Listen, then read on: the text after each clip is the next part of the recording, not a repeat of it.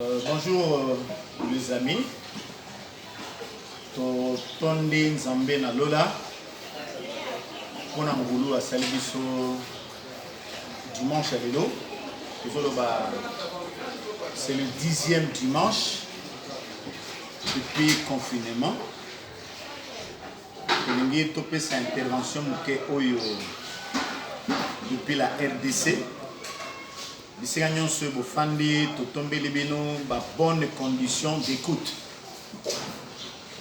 Nalingi lelo nasolola na yo particulièrement likolo na un sujet élevé, le fils de l'homme. Donc tombwama ya mwana moto elingi oloba nini na vie na yo et apporter nini pour la salut na yo. Alors comme nous avons un problème de courir derrière le temps, je prends directement le passage où concerne biso. Nous avons deux passages clés où tu peux évoluer na yango. D'abord, nous avons l'évangile écrit par notre frère Jean. Je suis au chapitre 3. Nazotanga le verset 13, 14 et 15. La Bible dit ceci. Personne n'est monté au ciel si ce n'est celui qui est descendu du ciel, le Fils de l'homme qui est dans le ciel. 14. Comme Moïse éleva le serpent dans le désert, il faut de même que le Fils de l'homme soit élevé. 15. Afin que quiconque croit en lui ait la vie éternelle. Mon passage de biso au Ekolanda, tozu yango na mokanda ya Nombre au chapitre 21. Totanga quelques versets par la grâce de Dieu. Bongo et permettre biso tokoka na koévoluer ndenge nikolo akosunga biso. Donc nalobe na Nombre chapitre 21. Donc chez vous dans vos maisons boko kamata à partir du verset 4 jusqu'au verset 9. Alors ici à partir du 7. Le peuple vint à Moïse et dit: nous avons péché, car nous avons parlé contre l'Éternel et contre toi. Prie l'Éternel afin qu'il éloigne de nous les serpents. Moïse pria pour le peuple. L'Éternel dit à Moïse: fais-toi un serpent brûlant et place-le sur une perche. Quiconque aura été mordu, il le regardera, conservera la vie. Moïse fit un serpent d'airain. Il le plaça sur une perche. Et quiconque avait été mordu par le serpent, il regardait le serpent d'airain, conservait la vie. Kolo apambola l'ité tozoa. Je vais prier avant de commencer. Nzambe tata na lolo. Nzambe abomu. Na eko recommander moment yo tikeza la béni. Béni intervention ya lelo. Na sengi Saint-Esprit azwa le devant na kati intervention oui. Pambola mon frère, pambola ma soeur. Oazola nanga na ndako na bisika nyonso azwami. Tosengi ngolo na kamba biso na kombo mo santo na nkolo Yesu Kristo tosambeli boye. Amen. Amen. Nabaye que je vais toucher un sujet que je juge important pour comprendre ango tout au long il y a marche na biso. Ici, nous sommes dans l'évangile de Jean. Jean azalaki en présence ya azo komela biso Marambo est allé coller sur Christo en présence il y a Nicodème. Nicodème était un docteur de la loi. Alors, Ayaka, nuitamment, vers Jésus-Christ, pour atunaye, question moko, ezana motuya monen. Parce que Nicodème a compris que Yesu Outa Nzambe, un docteur de la loi juif, a compris que Yesu Outa Nzambe, pengazo confirmé le loke, Yesu Outa Nzambe. Et parce que mutute a ko sala bilembo oyo yo salaka soki azana Nzambe te. Alors, problème à Nicodème ezalaka ayeba comment faut-il faire pour na kokota na bokonzi ya likolo. Donc biso na yo lelo, nous vivons sur cette terre. Nazo ngende ko confirmer que kozoma na biso na se na moyi. Ce n'est qu'un petit passage éphémère. Pourtant tozole kisana se na moyi awa eza moke mingi. Eza moke mingi tant que l'exergo na éternité. Et vous allez belé. C'est bon, on a exhorté les lots. Tant que vous décider pour naïo, comme ça que lobby naïo. Tant que vous comme na moment éternité, vous gagnez vie éternelle. Tant que vous ça yangou. Mais on comprend ma comme toujours le bâté. Premier côté ici na katia cadence oyote. Donc et là vous c'est là yo, ils a Sonia Seko, ils a Gaëne, Lifelo. Oh et bon ça m'a pour na Satan na ba moi jinaï. Alors dans le bazo koba masolo na Yesu. Parce que mutute ako kota na bokonzi ya likolo soka botami mbalami balete. Makamane lekela ka Nicodème. Mais nous ne voulons pas parler aujourd'hui likona autre raison que la ngo un autre jour par la grâce de Dieu sur nous a bâti biso tam. Alors, Yesu a poussani. Alors on est koyebisa lokola Nicodème azaki na difficulté à comprendre malgré azaki docteur de la loi. Ale makamana zo yebisa yo. Voilà vos simba yango. Il faut molimo na Nzambe à la carte non pas ce sont des choses spirituelles. Il faut au côté de la dimension spirituelle pour comprendre makamna zo yebisa yo. Yesu lobi na zo yebisa na no makambo ya se. Ozo comprendre été mais so na bani ko yebisa makambo likolo. Na verset na biso totanga na verset 13. Je suis dans l'évangile de Jean au chapitre 3. Alobi motona no amata na likolo te. Je vais reprendre ces passages pour comprendre très bien. Peut-être autant à Yango, mais au cas Yango bang bang. Alors, personne n'est monté au ciel. A dit dans la pensée de Jésus. Nano motomoko amata likolote. Alors, si ce n'est celui qui est descendu du ciel, le Fils de l'homme qui est dans le ciel. Lui motona no amata na lolate. Bobele yeoyo akiti ko na lola mwana na moto ou azomi na lola. Donc c'est un passage oyo soko tangi yango mbangu mbangu. Soko tangi yango comme un livre d'histoire o simba porter na yango te. Comment le Fils de l'homme Jésus-Christ qui est sur la terre. Il y parlait en ce moment devant Nicodème sur la terre. Mais je sais que le Fils de l'homme descendu du ciel au même moment on colle sur Christ na Nicodème adara na lola. Donc et si vous comprendre que comment moi na moto azomi na se naza na lola. C'est pour que vous comprendre la voix qui avait parlé ce jour-là. Mokolo Yesu Christ a baptême depuis le ciel. Celui-ci est mon fils bien-aimé. Je vais revenir sur ces versets en qui j'ai mis toute mon affection. C'est-à-dire cette voix-là. Et d'ailleurs, Yewana ou Azomaki na likolo, kaka Yewana a l'obelaki à partir de là, mais Azomi na se. Ça va, vous verrez que quand vous lisez Israël dans la carte na marche.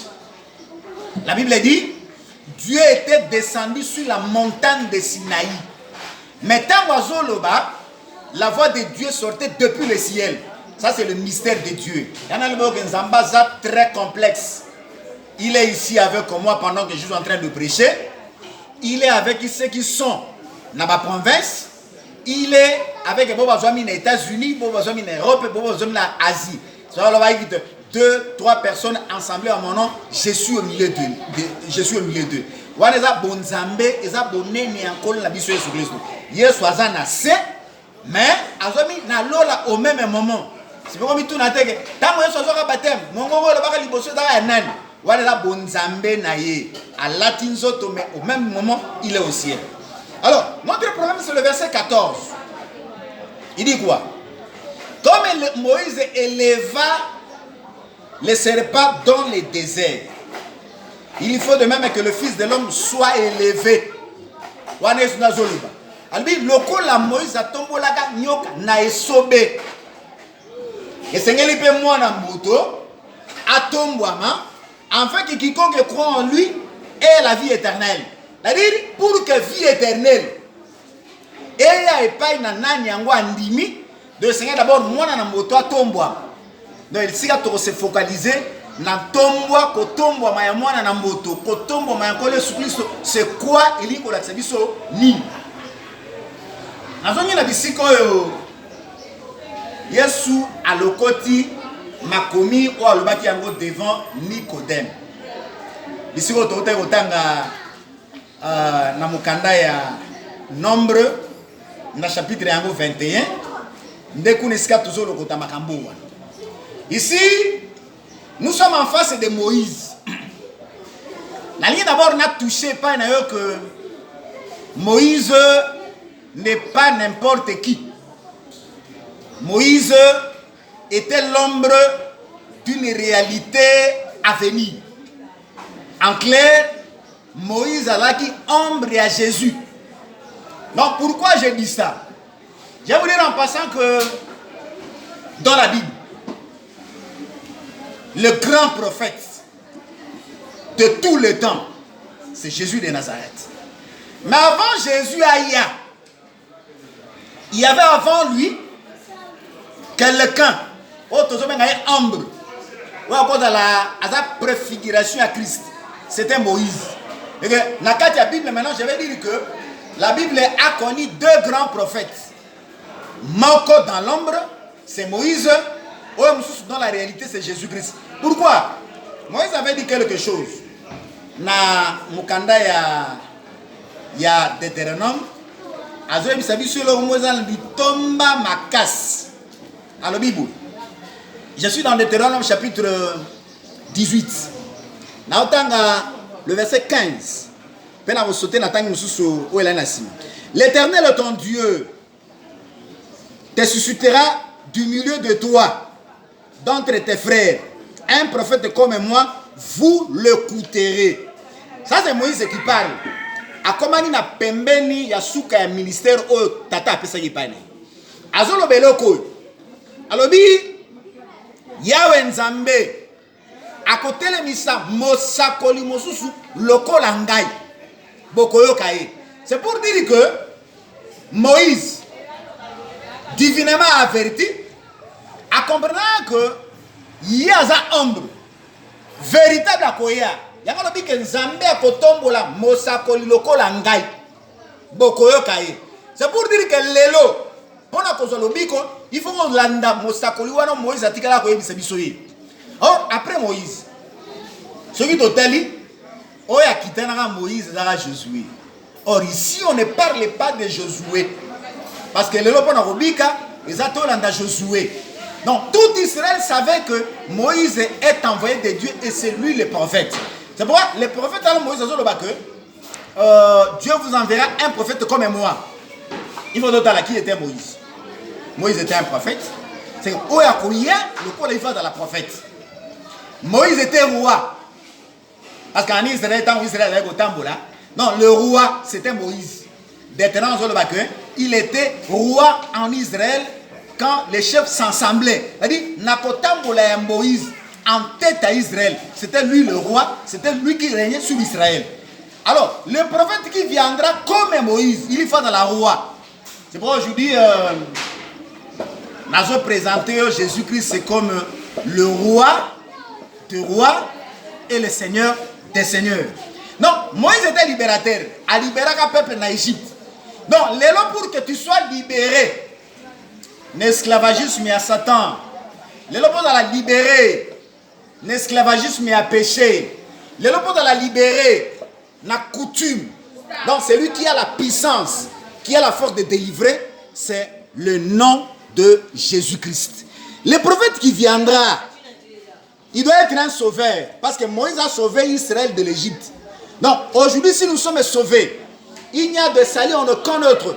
Le salut, c'est au nom de Jésus. Alors, Moïse Ouana, dans la zone na makambo na otanga, je voudrais ajouter un autre verset, la même chose. Il dit, je leur susciterai du milieu de leurs frères un prophète.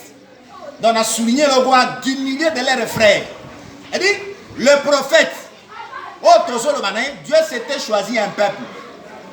Le peuple que Dieu s'est choisi était Israël.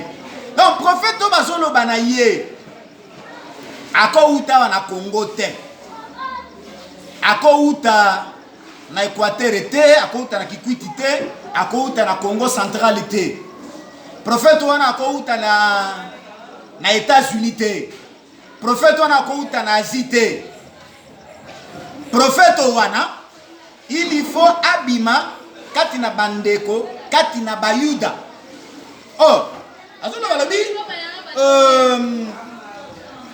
un prophète comme toi, je mettrai mes paroles dans sa bouche et il leur dira tout ce que je lui commanderai. Alors, Zamba kotina mosego lokola Moïse.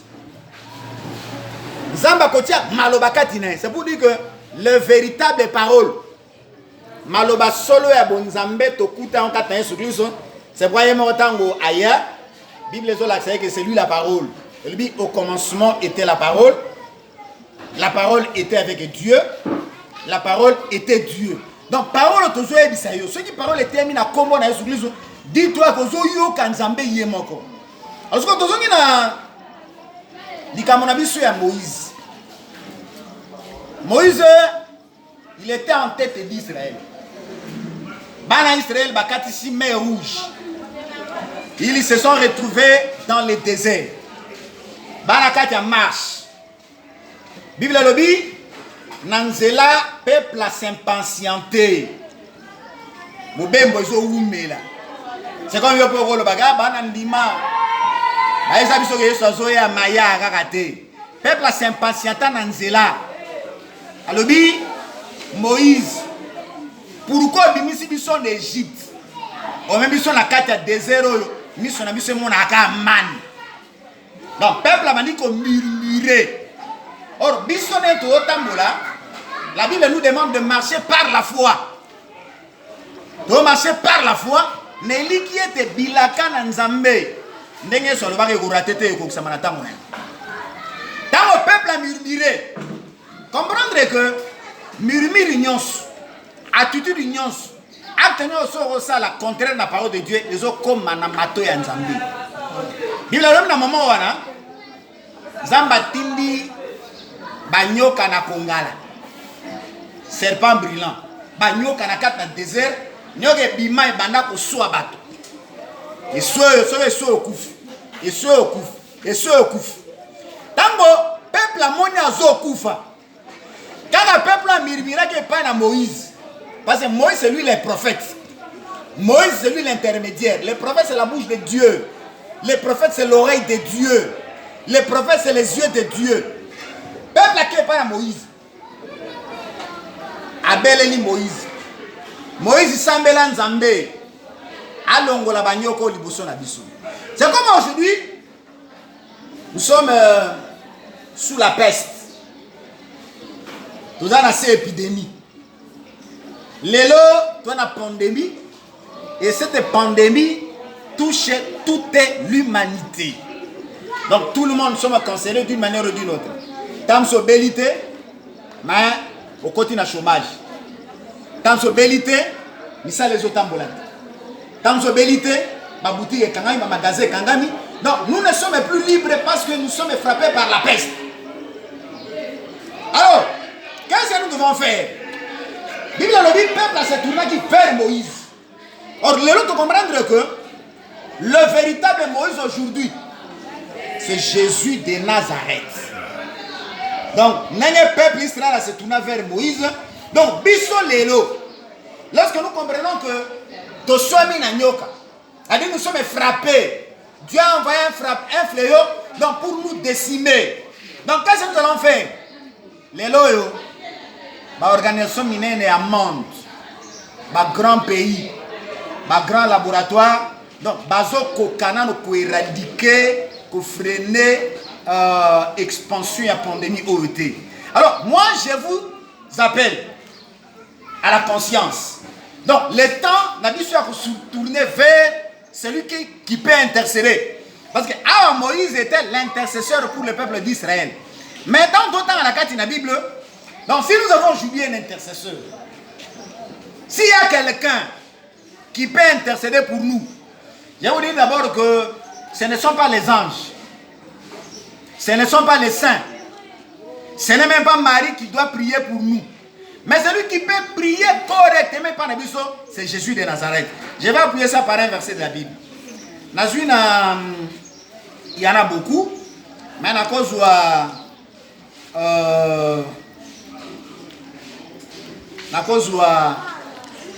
na Hébreu chapitre 7, na verset 25. La Bible dit quoi? Parce que va présenter que Natango ya bonganga Aaron banganga badaki ebele peku faisait ko pétition dans la permanent mais Yesu aza permanent na Hébreu chapitre 7 na verset 25. C'est aussi pour cela qu'il peut sauver parfaitement ceux qui s'approchent de Dieu par lui, étant toujours vivants pour intercéder en leur faveur. Alors, yango wana. Donc, le roi Yesu azana bomu.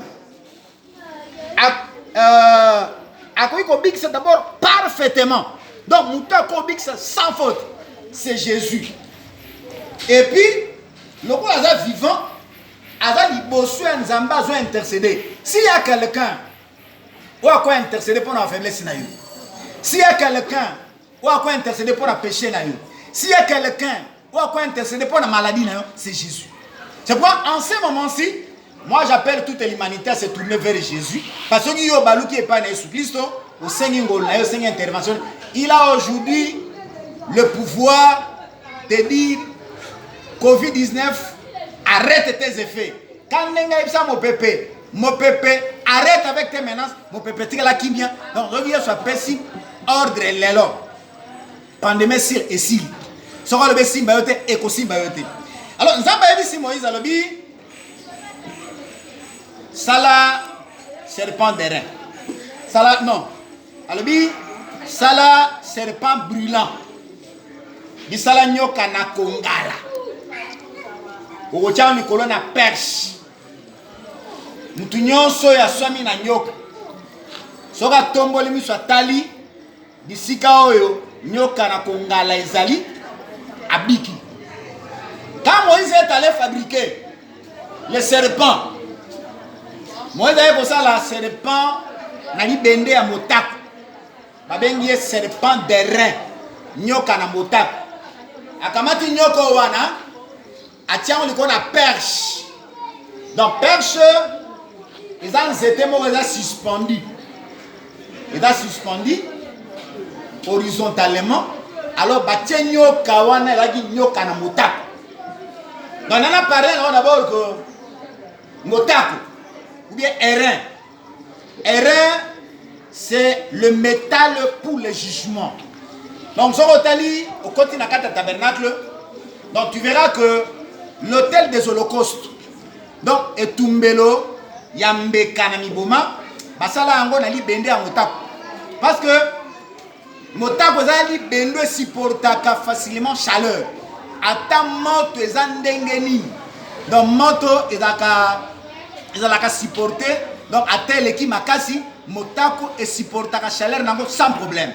C'est pourquoi Jésus-Christ oya kene ko supporter jugement na biso. L'icône Jésus-Christ a représenter li bende ya motako wana. Donc, véritable serpent d'airain. Donc, il est là, et ça, en référence, c'est le goyo. Moi, j'ai kamati nyoka ati yango likolo na perche. Aujourd'hui, totali perche. Pas perche, ça la suspendu. Parce que perche, ça suspendu horizontalement. Il faut pas voir. C'était mon sous. Batiango verticalement. Tant on va ça la forme à croix.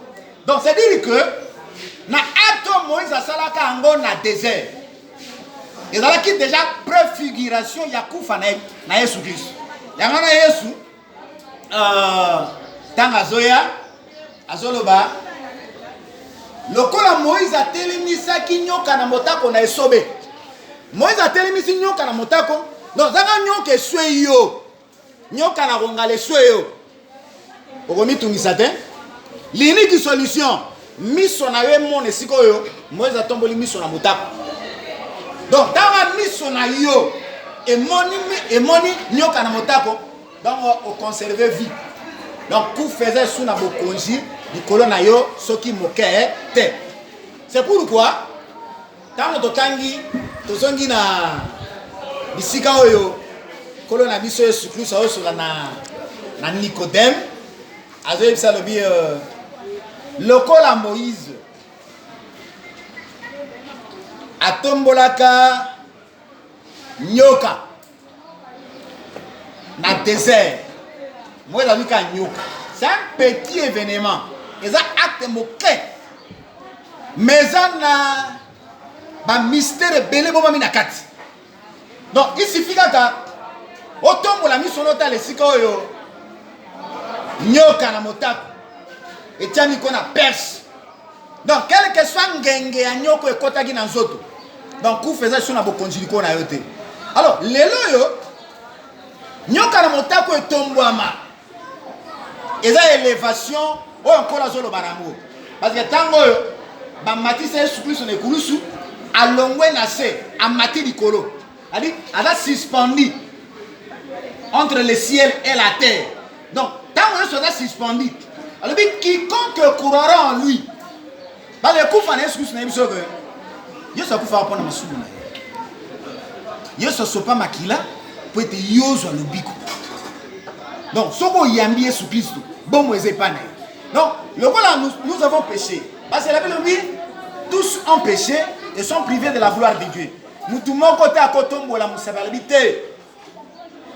Ngana sena moy na tika la kosali sum azate. Mais tango yo tozo sala lusum. La sanction, le châtiment, c'est la mort. Donc, quand on s'est dit, c'est que soit mis déjà dans nyoka. Alors, pour te couvrir bête à yote. Donc, tombola moté manayo, ndima Yesu Christ.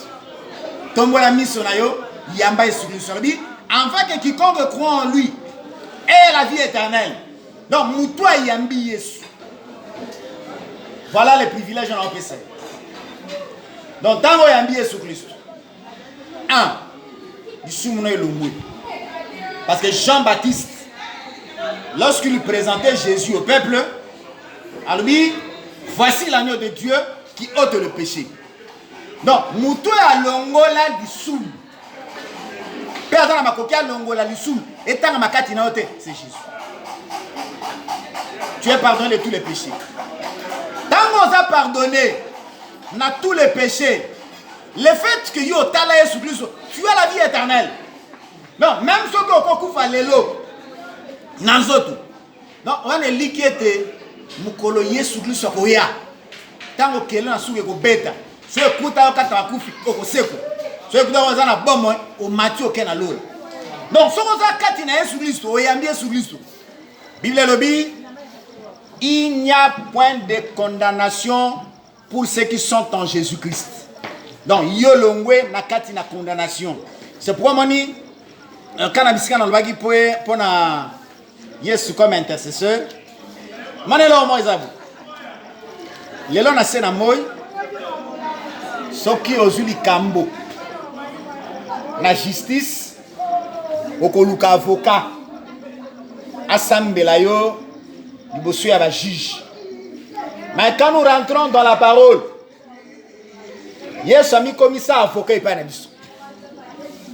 Avocat à l'élo, sur aux juillet, il faut foutre en banc. Mais à biso avocat, yé moka foutre en nyonso, na makila na yi. Na suis na Hébreu chapitre 9. Na dans la verset 24. Dans le Bible. Car Christ n'est pas entré dans un sanctuaire fait de mains d'hommes. Donc Moïse a côté dans le sanctuaire en imitation du véritable. Mais il est entré dans le ciel même. À côté de Lola Penza. Afin de comparaître maintenant pour nous devant la face de Dieu. C'est-à-dire, Christ a côté, où il a côté dans le tabernacle, c'est ma boca bateau. Il y a à côté de Lola, dans le tabernacle en Zambé, pour comparaître. C'est-à-dire, au lieu yo, Nambeba nyoso sala, Bikobo sala, Bondumbo sala, Kimoibo sala, Kilofundo sala, Kilokuta, au lieu yo moko comparaître. Donc, Yesu a côté kuna, mais si yo samba, il y a miti avocat. Ensemble, les cigars, de manière à ce que, même si on est katina yo, ils ont épané. Il y a un peu que Yesu a comment l'issoumu pour être en tous le bico. Donc l'issoumu nyonso sala Yesu a la tango. Dikone kulitanga koma ga mata dikone ne kurusu lokola nyoka na motao amema masumu na nyonso. C'est pourquoi la Bible dit dans ce que c'est un verset oyo compte tenu ya tana biso je rentre toujours dans mon kanda ya Jean dans le chapitre 3. Je prends le dernier verset, chapitre verset 36, qui dit ceci. Celui qui croit au Fils a la vie éternelle. Mais celui qui ne croit pas ne verra point la vie. Mais la colère de Dieu demeure sur lui. Alors, yena nyandimi moine. Parce que la vie est dans le Fils. Yena nyandimi moine. Azana bomo. Et pas n'importe quel bon moyen. Adana bon moyen à seko, la vie éternelle. Vie ya libela na libela. Bisengo na bisengo à côté de Dieu. Bisengo na bisengo na l'autre à côté de Jésus. Mais celui qui ne croit pas au Fils. Là va ote yo sang mala mozu yamba te. Alors bi yena nyandimi mwa na te. Azana bon moyen. Azana bon moyen te. Mais kanda na nzambe ce sont des gens qui sont au couffin de leur sang Christ. Donc, il y a un jugement derrière la deuxième résurrection. Et tant on sait quoi, ils ont pour se justifier. Ils ont pour que nous la juger, pour la condamner, parce que tu avais refusé de croire au Fils. Donc, que l'unique voie, oui, comme maman là, c'est Jésus. Pierre, à tellement, il bosse à Zotéa, à l'obi. Il n'y a de salut en aucun autre, car il n'y a sous le ciel aucun autre nom donné parmi les hommes par lesquels nous serions sauvés. Donc l'unique nom pour le salut, c'est le nom de Jésus. Voilà les messages au Tolingaï Totéa Lelo. Pour nous dire que quel que soit d'ici au fan, si tu es malade, tombe la mise son nom vers Nyokanamotako, véritable Jésus. Soro Salalissou. Tomo la mission na yo tala Yesu Kristo za ngulu ya kulimbisa. Soki pozo bela. Le nom de Jésus donne la guérison. Donc ce qu'on dit Yesu Kristo. Parce que Jésus n'a pas dit qu'en hébreu c'est Yehoshua. Ce qui signifie Yahvé et salut. Donc Yahweh tant alinga bigisa alata kaza ko wana na kombo na Yesu. Donc quelle que soit maladie na yo, lobiko c'est Jésus. Donc si tu es tourmenté par les démons, celui qui apporte la guérison, c'est Jésus. Voilà ce qu'on dit maintenant à Jésus Christ. Yamba Jésus Christ. Ceux qui peuvent dire Jésus Christ, mais autant que qui n'embeba, tala Jésus Christ, yambola mabe na yo, tika mabe, zamba limbisio, ozana makoki okota na lolo. Voilà le message que j'avais à vous adresser ce dimanche. Bisuko zali, nana sambe la pona. Nzambe tata na bombo. Olaxi biso ete lobiko ezana nzela Yesu Kristo oyo esengela ki atombwama mpe atombwama likolo ne kurus ndenge moko Moïse atombola nyoka na motako na désert.